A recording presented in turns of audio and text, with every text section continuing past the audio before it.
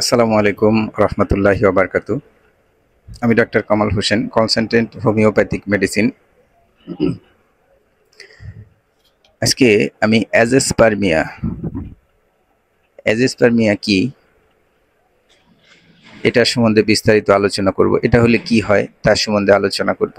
অ্যাজেসপারমিয়া শব্দ শুনলে জটিল লাগলেও সহজভাবে যদি এটা বলি, একজন পুরুষের শুক্রাণু সম্পূর্ণ অনুপস্থিত থাকে, এটাকে আমরা সাধারণত বুঝি। মানে হচ্ছে বীর্যের মধ্যে কোনো শুক্রাণু থাকে না। সহজ ভাষায় একজন পুরুষের বীর্যের সাধারণত দুইটি অংশ নিয়ে তৈরি হয়। সেটা কি? তরল অংশ এবং শুক্রাণু। অ্যাজেসপার্মিয়া হলে বীর্যের মধ্যে শুধু তরল থাকে, কিন্তু কোনো শুক্রাণু থাকে না। তাই স্ত্রীকে গর্ভবতী করা সম্ভব হয় না। গর্ভধারণের মধ্যে শুক্রাণুর প্রয়োজন। যেটা আমরা বুঝলাম যে অ্যাজেসপার্মিয়া হলে আপনার শুক্রাণু, বীর্যের মধ্যে কোনো শুক্রাণু থাকে না। অ্যাজেসপার্মিয়া দুই ধরনের হয়ে থাকে। একটি হচ্ছে বাধাজনিত, আরেকটা হচ্ছে অবাধাজনিত। বাধাজনিতটা কি? শুক্রাণু তৈরি হয়, বীর্যনালী বুলক থাকায় সেটা বাইরে আসতে পারে না। আবার অবাধাজনিত জিনিসটা কি? অন্ডকোষে শুক্রাণু তৈরি কমে যায় বা বন্ধ হয়ে যায়। কি কারণে এমন হতে পারে?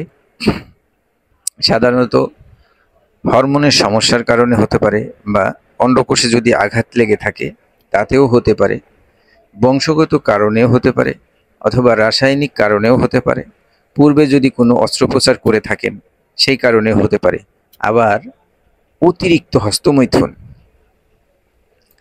এর কারণেও হতে পারে। তাহলে সমাধান কি? এর কিছু গুরুত্বপূর্ণ হোমিওপ্যাথিক মেডিসিন রয়েছে।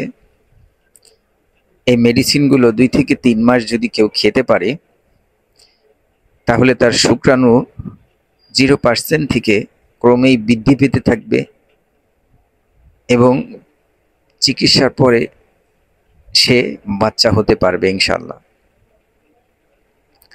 যদি অন্ডকোষ থাকে, অনেক সময় অন্ডকোষ থাকে না অনেকেরই। অন্ডকোষ থাকলে চিকিৎসা করলে আপনার বেবি হবে। এখন আসি বিস্তারিত। শুধু ওষুধের মাধ্যমে আপনার এই সমস্যাগুলো রিকভারি হবে না। সেক্ষেত্রে কি করতে হবে? ওষুধের পাশাপাশি আপনাকে 2টা জিনিস করতে হবে। 2টা জিনিস কি? একটা হচ্ছে ডায়েট চার্ট আপনাকে ফলো করতে হবে। আরেকটা জিনিস হচ্ছে আপনাকে এক্সারসাইজ করতে হবে। তাহলে 3টা। একটা হচ্ছে মেডিসিন, 2 নম্বরে হলো আপনার ডায়েট চার্ট, 3 নম্বরে হচ্ছে এক্সারসাইজ। এইগুলো যদি আপনি নিয়ম মেনে করতে পারেন, তাহলে আপনার সমস্যা দ্রুত রিকভারি হবে এবং আপনি বাবা হতে পারবেন।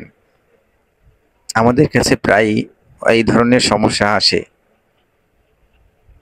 তো চিন্তার কিছু নেই, আল্লাহর উপর ভরসা রেখে ট্রিটমেন্ট করুন, ইনশাল্লাহ আপনি সুস্থ হয়ে যাবেন। কথার মাঝে ভুল ত্রুটি হলে ক্ষমা সুন্দর দৃষ্টিতে দেখবেন। নিয়মিত নামাজ আদায় করবেন, এবং ভিডিওটি ভালো লাগলে অন্যকে জানিয়ে দিবেন বা শেয়ার করবেন। আসসালামু আলাইকুম রহমতুল্লাহি ওয়া বারাকাতুহু।